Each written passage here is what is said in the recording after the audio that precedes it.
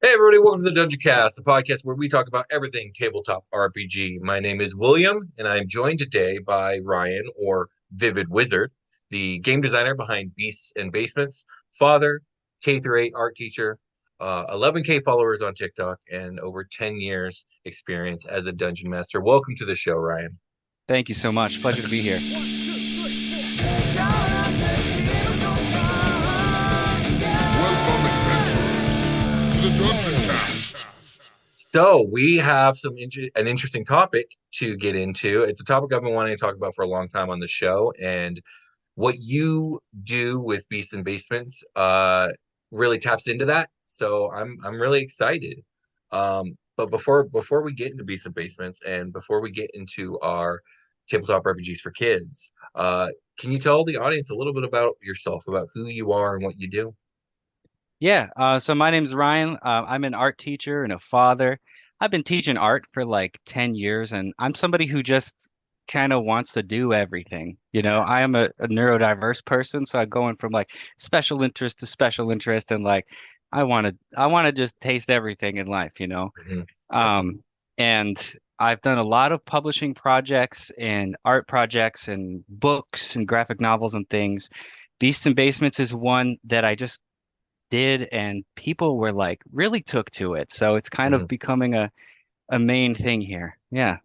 Yeah, absolutely. No, I could see why people would be into it. I have kids and one of them's too little for RPGs. It's not happening yet, but the other one is a little kind of reluctant, and I've toyed around with different ideas and concepts to try and get them a little more interested in. But we'll get to that in a second. I've been wondering this. Where does the name Vivid Wizard come from? Why Vivid Wizard? Yeah, so among all of my things that I love to do, one of my jobs is what I call being a semi-professional bubble wizard. So I go to like music festivals and stuff like that, and we do like giant bubbles for the kids and all kinds of. I call it Vivid Wizard puppets, bubbles, and general wizardry. So there's like Gonzo puppet shows and weird stuff. And I just adopted the name Vivid Wizard there. When I I go to love these it. festivals, people call me like the Bubble Wizard, but I just don't feel like I'm like a Bubble Wizard. See, you're one of So many. You're one of many. yeah, yeah. No, So that's awesome. That's a really cool job. That's really cool stuff to be up it's a to. lot of fun. Yeah. Yeah, yeah, absolutely. So, Ryan, I know you've made your own RPG, but when you're not running your own RPG, what is your tabletop RPG of choice? What are you usually playing? I mean, it's definitely got to be Dungeons and Dragons. Yeah. That's the one for me. And specifically, I really like 3.5, probably just for nostalgia goggles. Like that's where I Yeah. started, and that's what I did the most. Right. Fifth edition's cool. I do love it. But 3.5, I miss like all the specific skills and stuff. Like Right. I Right. miss being able to be like have a historical knowledge of rope making and then like rope crafting skills and then the use rope skills so you can just like, hey, it's in the rules. I'm gonna use this Right. crazy rope here. Yeah, that is definitely something different from the more current edition, 5e specifically. There's just a lot less of the specificity. Here's a question. So you like 3.5. I've played 3.5 only once. What is your opinion on Pathfinder first edition? Because I know they're very related. Yeah, I actually haven't tried Pathfinder but from what I understand, it's essentially like the same thing. Like it Right. works the same. Yeah, We I heard just it's did even 3.5 compatible. because it's like the books that we had when we were Oh, I younger, see. I and see. Yeah, no, that yeah. totally makes sense. I started with fourth edition myself, which you know is the redheaded stepchild of all D&D stuff. But I have a deep love of fourth edition, despite its flaws. So I understand the nostalgia. Yeah, it's really a So matter of like detail, like yeah, 3.5 was pretty detailed, fourth was like really detailed, and they're like, let's simplify it a little bit for right, fifth. right. Which has actually, to their credit, has done them well It's because it's it's brought good. in a ton of people. Yeah, absolutely. Yeah. So we're here to talk about running tabletop RPGs for kids. And I wanted to know what is your experience running the games for kids? What games have you run for kids? Yeah, so I taught elementary for quite a while and I Mhm. used to run a little game club with the little ones. And there's this organization called Magic Kids by where I live, and they just gave me all of these cards to teach them Magic the Gathering, Oh, which was like you'd think they'd be too young for it, but they get it. And like so I was doing that with them. And we did t play test Beasts and Basements a little bit, but Beasts and Basements started with like my son when he was like 2. It mhm. was like I got so sick of playing Candyland. Shoots Yeah, and no, ladders, it's not. it's like, Yeah, yeah. oh my gosh. So it kind of came out of necessity. But yeah, I really believe in the power of like learning through games. Yeah. So that's what I was doing with that game club. Like we're playing Magic the Gathering, and it started as a fun thing, but then it's like, oh, they're doing mental math, like they're learning social skills, like there's so much to be they probably learn more in that little game club than in math class. Yeah, So yeah, to a certain degree, for sure. Absolutely. Yeah, there's a yeah. lot to be learned from games, for sure. Yeah, and now What? I run a game design club because I teach middle school now, so we're running Mhm. a game design club, which is pretty Oh, cool too. So oh, okay. the kids it's hard to get them to not just make Candyland. It's like, let's make a game. And it's like, well, you got to get from here to here, and it's Right. random dice rolls. But like one kid started making like a Legend of Zelda themed like tabletop battle game. Like it's That's starting to get super cool. a lot cooler. Yeah. Yeah, that's really cool. Well, what's your experience with actual tabletop RPGs? Like, what's it like when kids play tabletop RPGs? Yeah, it's really cool. Beasts and Basements was this kind of one of those harebrained ideas. I just came home from work. Like I, I told my wife, like, I got this idea for this thing called Beasts and Basements. It's like, okay, another crazy idea. But I started doing it with my son. Like we just wrote up our own little character sheets and made it up as we went. And what I found is that like I do puppet stuff as well, like I said. And when you Mhm. have a puppet in front of a kid, like they talk to the puppet, Yeah. they don't treat it like you're controlling a puppet. They suspend their disbelief, and Mhm. that puppet becomes real to them, and they come up with things about it. And I discovered that they do that same thing with tabletop RPGs, like when you have a character, they're talking to the character, and to a much greater extent than adults do, they make Mhm. it real. Like Right. to bring the power of a child's imagination into this type of game, really cool things happen. It's quite Yeah. amazing. So it sounds like they get the role play part immediately, naturally, like it just happens. Yeah, That's really for cool. sure. Yeah, absolutely. Is there anything else that you'd say is different when you're playing with kids than, let's say, if you have a game with adults? Yeah, that the imagination happens a lot easier. And when you're Mhm. playing, like when you're running a game with adults, you hope that they really get into it and they Yeah, forget that sure. it's a game. That just happens so much quicker with kids. But one thing I think is different with kids is that they don't care about all the teeny tiny details as much. Right. Like with adults, it can be like, how detailed some of these things can Yeah. be. It's like, oh, but I, And I have a +2 to this because of this reason, and technically the rules say this kind of. right. The Yeah. rules don't matter as much to the kids, but it's Right. important to have them there to have some structure to it. Hmm. It's kind of like playing make believe in the yard, but just eh, mixed up with the game. Okay. Okay. And we kind of touched on this before because we talked a little bit about how you thought the kids were picking up mental math, quicker with Magic the Gathering. What are some of the benefits that you see kids getting out of tabletop RPGs at a young age? Yeah. It was really cool when I started playing with my son because I mean he was very young and naturally doing this mental math things out of necessity. Like he rolls Mhm. the dice, he sees that he has this score to add to it, and it starts with that basic math. So there's all of those technical skills and also reading, that kind of stuff. But it Mhm. gets deeper when you get into a game like this because there starts to become a socio-emotional element as well. Like Right.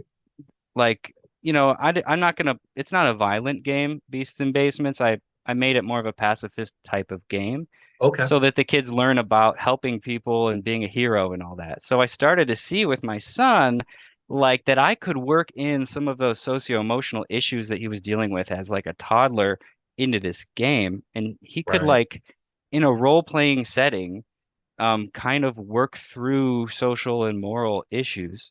it was kind of funny. I put his preschool in the game in the original, like the old alpha game. Mhm. And he would be this his character, Mr. Mustache, is this like this giant just giant monster character. Oh, that's Yeah, really that's cool. Mr. I love it. Mustache. That's Yeah. awesome. I love That the he would just mustache. like roll up to the preschool and be like, "How's it going? Does anybody need help?" And it'd be like, "Well, this kid's not sharing his toys," and he would work through sharing the Oh, I toys. see. It's like all of these things, wherever your kid is at, Mhm. even middle schoolers. Um, I've played this with young children all the way up to middle school, and you can work in any of those kind of important social learning things in right through Right. the game. Like the Yeah, middle totally. schoolers want to like do nasty stuff, and then Yeah. you can you can work in like the Yeah. consequences of that, and it really does happen that way. It's cool. Sure, absolutely. Absolutely. And yeah, some kids are definitely gonna lean towards the nastier stuff. But Yeah. I will say, I think one of the things that sticks out for me as like a clear benefit of tabletop RPGs at a young age is one of the things about tabletop RPGs is it's in a way you could break it down to a series of problems that need solutions, right? Whether you're trying to make your way through a dungeon and you have a combat, that's a problem that you need to find your way to a solution, or avoiding a trap, or navigating your way through like a social situation or a skill challenge or whatever. Like I feel like tabletop RPGs lend themselves to cultivating critical thinking and thinking outside the box, rewarding people who think outside the box, and also just learning, kind of like you said, actions and consequences, and how to navigate between those two things. Yeah, Um, like kind of goes into like creative problem solving is what I yeah, call it. there we go. Creative problem solving. Yeah, absolutely, absolutely. As an art teacher, that's something I really value. And I think that's one of the reasons we learn art in school is like we're practicing creative problem solving. It's very much so the same with these Right. games. It makes a And lot of sense. yeah. And then in my personal experience, so when I was really young, I probably was 9. I want to say 9 or 10, somewhere in that age, maybe even 8. I had never heard of D&D. As a matter of fact, I ended up not ever hearing of Dungeons and Dragons until my very, very early 20s, and until I was 20 years old.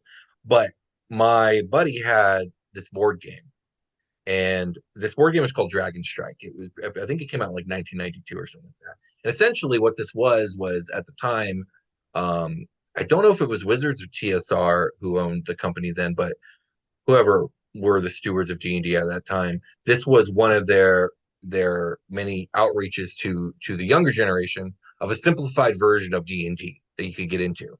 It was really cool. There was like 4 fold out boards that had different maps. There was like a castle, a town, a forest, something else I don't remember. And you had your minis and these little character sheets and all the die and all this other stuff. It was like D&D light. And Hmm. it blew my mind. Like I had never encountered anything like this in my whole life.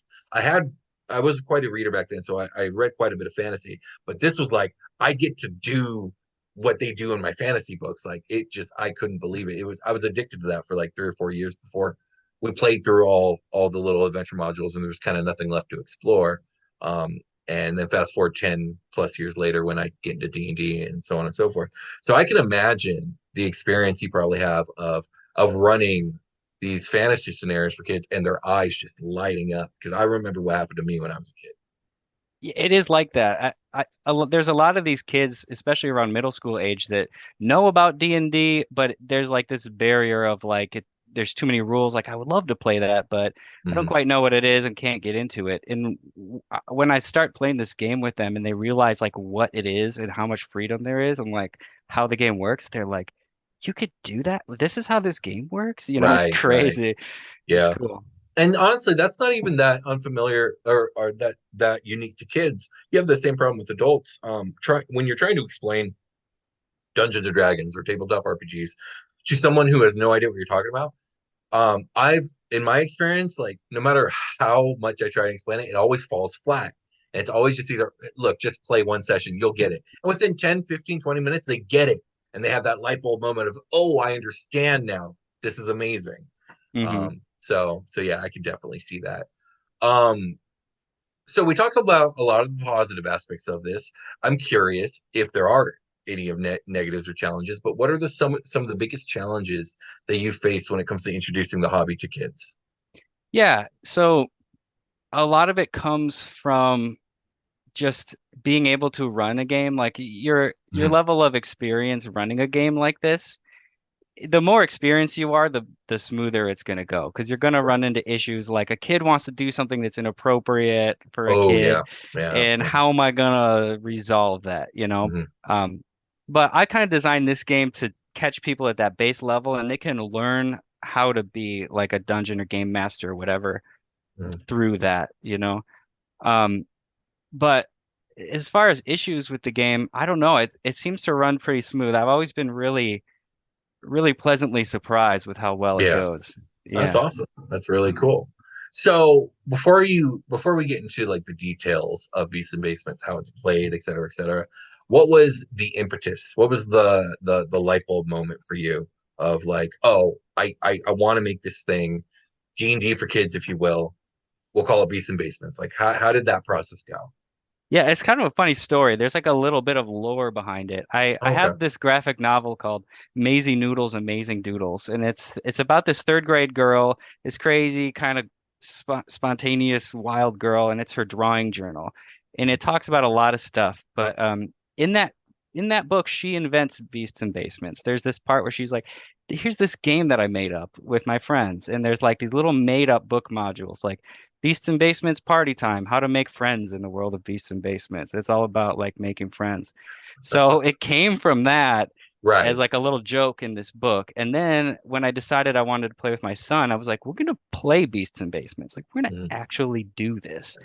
And it was awesome. Like we just wrote up our sheets and it was I can't he's two. I can't believe this is working. Like if your kid Yeah. can play with action figures and role play, they can do this. There's just a few more roles to it. Yeah, And definitely. so I did that, and then I had been checking out TikTok a little bit, and I just made this post on TikTok like, "Hey, look at this thing that I do with my son." And people were like, "Whoa!" They're like, "You got to make a Kickstarter. Like, please take my money." And I was like, "All Right. right, like if you want to, well, let's do it." And For then the sure. Kickstarter was super successful, and a year later, like 250 artworks, drawings, and things later, Mhm. Mhm. here we are. That's Yeah. awesome, man. All right, Yeah. well let's talk about Beasts and Basements. Can you give me the rundown on the basic design of this game? How do you play? Yeah, so it is like a super simplified. The basic kind of philosophy behind it is as simple as possible while still maintaining that level of freedom, creative problem solving, feeling like there's a way for me to do anything that I can think of.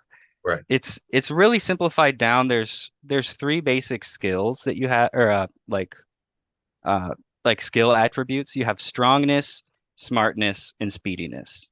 Okay. That's it. Yeah, Gotcha. and any one of those can dictate a role into any sort of action.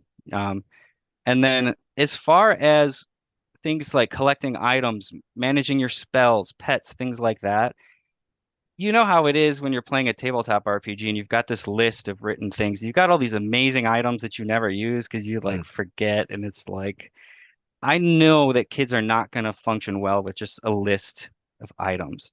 right. So all the items, pets, spells, things like that are on like cards for the kids to hold, Nice. right? Yeah. And It's a you big have your visual on it. That's really cool. right, yeah. And on the back, they also have like it says what the card does, but it shows it visually as well. Oh, okay.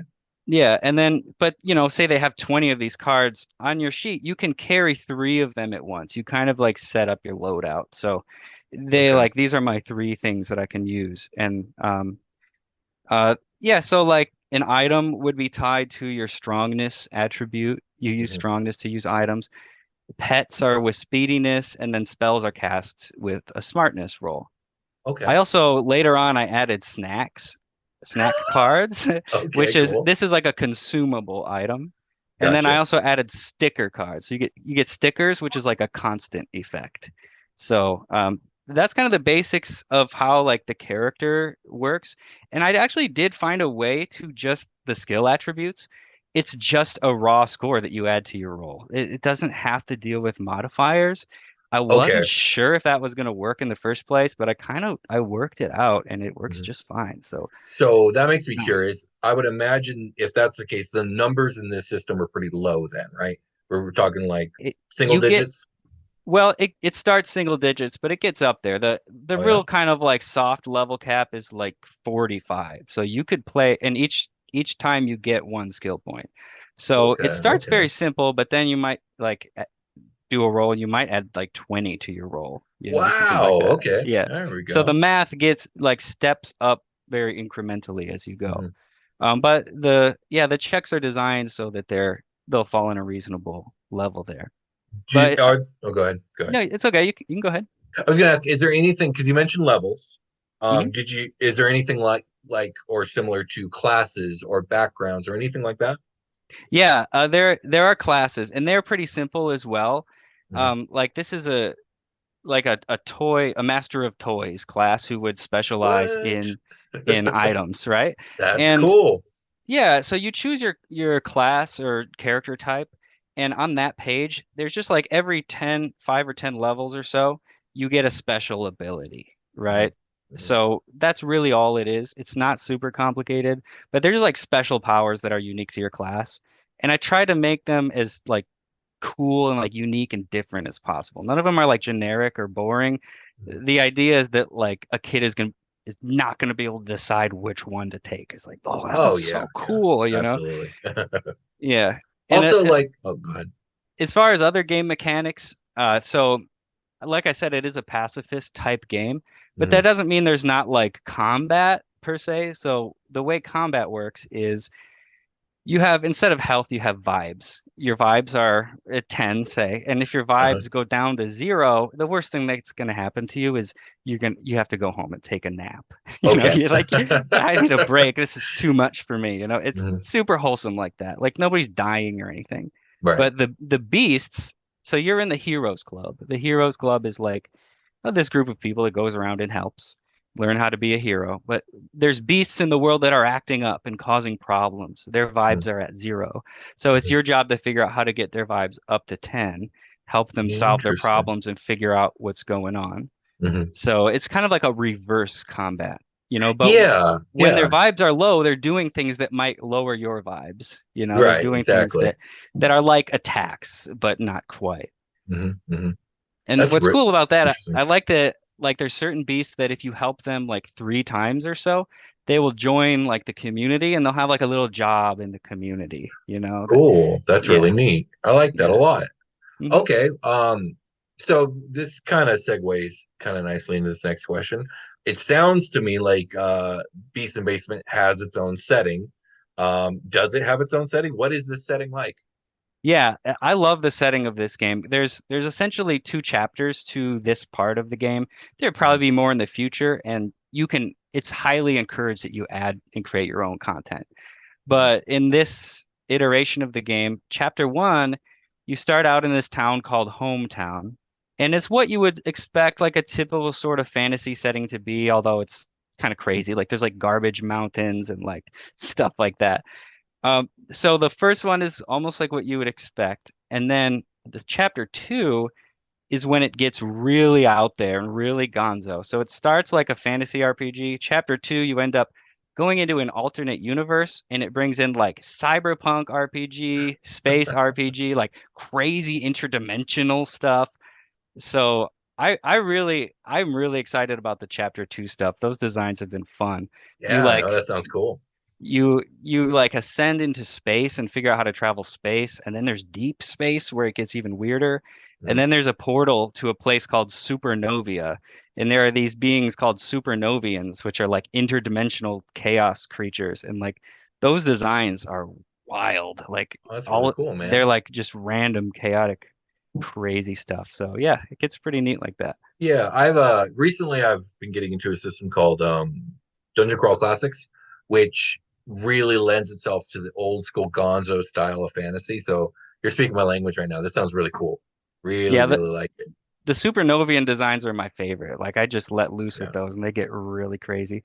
And what I like about the chapter 2 is a lot of the characters and beasts from chapter one appear in chapter two, but they're like an alternate, different version. Ooh, that's And cool. there's a lot of passive storytelling going on where it's like you could come up with a theory and figure out that, oh, this guy from chapter two, I think that's this guy that I met in chapter one, but he's like a little different.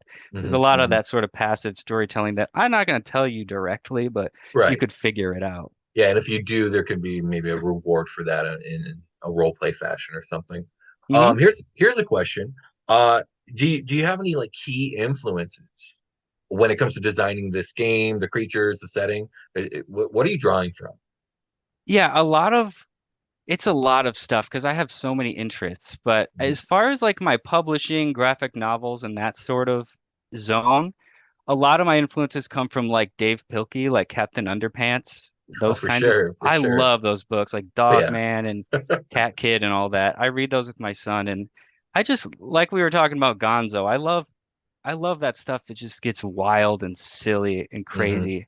yeah, Um, there's a lot of influences. Also, like I love the game Undertale. That was one of the first great games game. that I discovered that had an option of being pacifistic. You know, that Right, like why haven't we thought of this? That like a game can still be fun and challenging. Like it's challenging to be a pacifist. it is.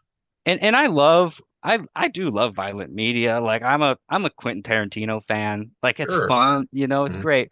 But there's enough of that, I think, in kids stuff. I Like think it's you're right. fine. It's Yeah. fun. But like the whole good guys versus bad guys thing, like we could use a little something a little different than that. Exactly. There's nothing wrong with it, with a little different. And yeah, the pacifist run of Undertale is all, if you ask me, it's actually the more fun run through that game. Hmm. Yeah. Um, love that game. Good influence. What is your favorite mechanic, rule, design element? What's your favorite like singular thing from this game? Yeah, like I was talking about those Supernovians, and that is it's so fun to draw those guys and to Yeah. design their spaces.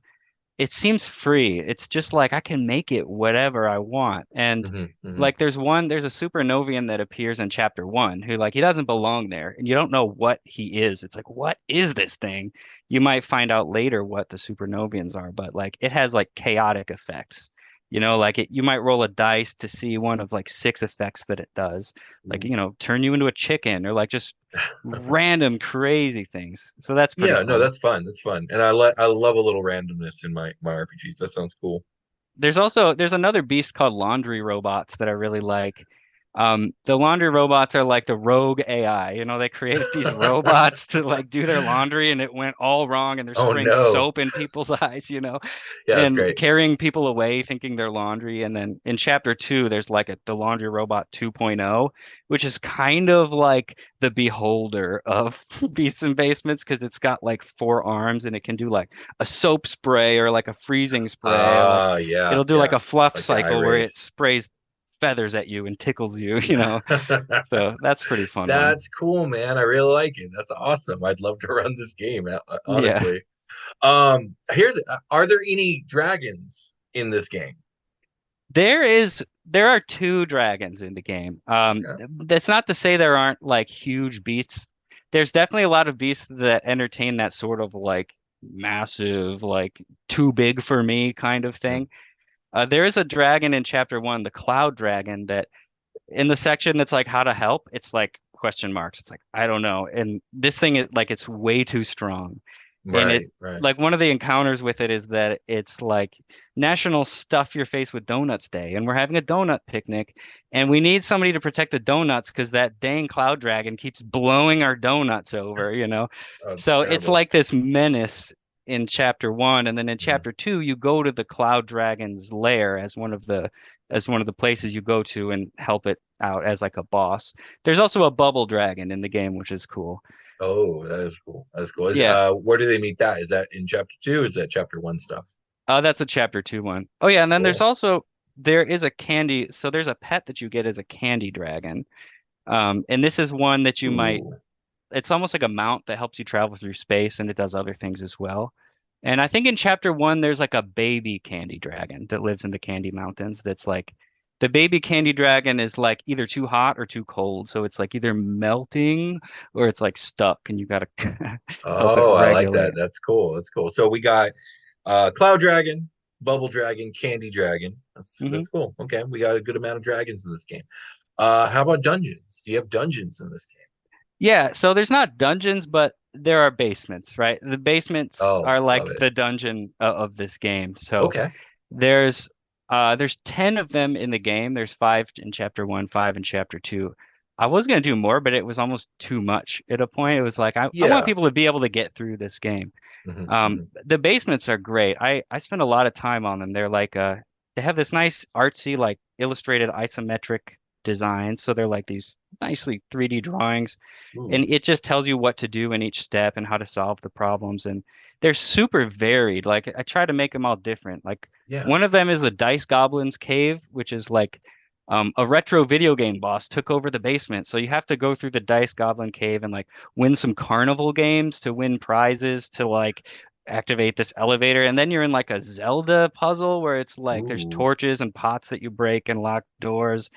And there's like a Mario part where you're like jumping on turtles and I don't know. No, So that's there's great. that. That's fantastic. I love it. And then it goes, there's like one is like the snack machine, which is like a tech dungeon. Like the snack machine's broken and we have to get through all the tech and the defenses to fix it. It's all over the place with the dungeons. No two Yeah. of them are alike. No, the variety I think is good. That's awesome, and you're drawing from all kinds of cool places. It sounds awesome.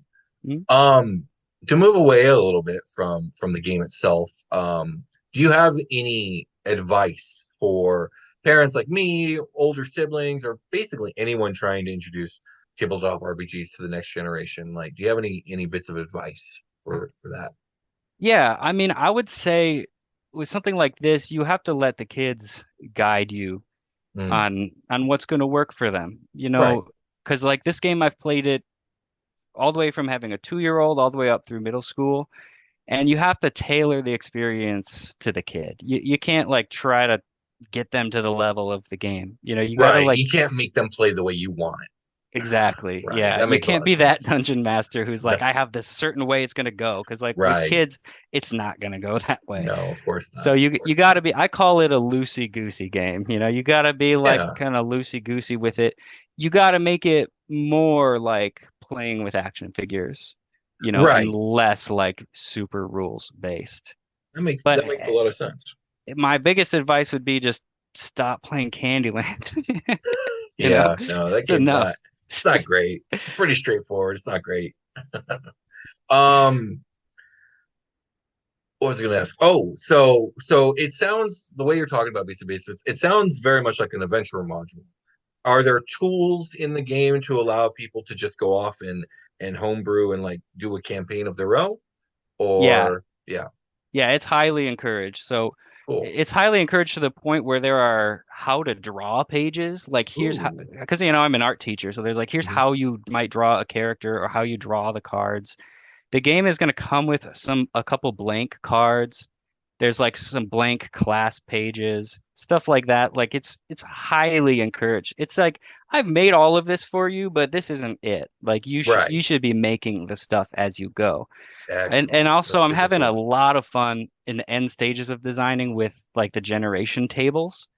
You Mm, know, like I have a couple D&D modules that like you I think it was what is it? Volo's Guide to Monsters, I think it is, mhm. that has like you can generate towns, you know, like Oh, what's nice, in the nice. town, what's the calamity in the town, that kind of Hmm. thing. Hmm. So there's some things like that where you could generate an entire town, all the buildings, all the NPCs in there, and you can roll for their names, you know, you get these That's really goofy cool. sounding names. So Yeah. yeah, it's highly encouraged to make your own stuff for sure. Cool. I gotta say this game sounds awesome. Thank you. Where can the audience find Beasts and Basements? Where can they go to support? Yeah, you can go to beastsandbasements.com. That's kind of the central hub. You Hmm. can pre-order the game right now, or depending on when this airs, you might be able to just buy it. And also, TikTok is kind of my main place where I post the most stuff communicating with people. So you can follow Vivid Wizard on TikTok. But, you know, there's also a link tree, which is like there's a mailing list and all that stuff. And it's on YouTube. So just wherever you get your content, hopefully find me there. Yeah, we'll include all the links in the description as well. All right, man. Well, is there anything else you wanted to add about either playing TTRPGs with kids or about Beasts and Basements before we call it a game? I think I just want to thank everybody who's been part of this so far because this project it has been very much a grassroots kind of thing. There's a community around it already on TikTok. And like I've had in the early stages sessions where I'm doing like a live video doing character designs and people helping me come up with ideas. There have been contests for like design a character ideas. Like Sir Theodore Tubbytons is like this cat, this noble cat who will put himself in harm's way. That's adorable. And that was somebody from TikTok came up with that idea. That's adorable. And there's even people that like bought a higher level package on Kickstarter that I could put a likeness of them in the game. So there's like kids that will be playing this game are like their likenesses in the game. So there's this like Wow. strong sense of community here. And yeah, I Mhm. just want to say thank you to all my people out there. It's really cool. And like somebody even suggested we should start a Discord for it, maybe run games or like somewhere people can share their own content. Mhm. So I I just wanted think to, that's an excellent idea, by the way. You definitely should. yeah, I just want to speak on that community element because I Mhm. think the more community we build around this, the cooler of a thing it is. So yeah. Cool beans. Well, if you guys are interested in this game, I know I am. Check out Beasts and Basements. Check out the links below. Support this Kickstarter. This could be a great way to get your kids into playing D&D and other RPGs. This is really cool, man. I'm gonna try and get my hands on a copy. This is awesome. Thank you. I appreciate that very much. Yeah, yeah, of course. We actually we have a ongoing project right now where we're testing out a bunch of systems. So when this Mhm. comes out, I think I'm gonna try and get my hands on it and then run it on that show. That would be great. And I Yeah. would love to do any kind of actual play stuff with you guys if you're looking. Oh I yeah. have a No, lot of fun with that absolutely. kind of stuff. Yeah, we'd Yeah. love to have guests on the show. So Mhm. I'll keep in contact about that. With that being said, I think we can get ready for a long rest and call it a game. All right. Thank you so much. I really Of appreciate it. course. Have a good day. We'll talk to you guys later.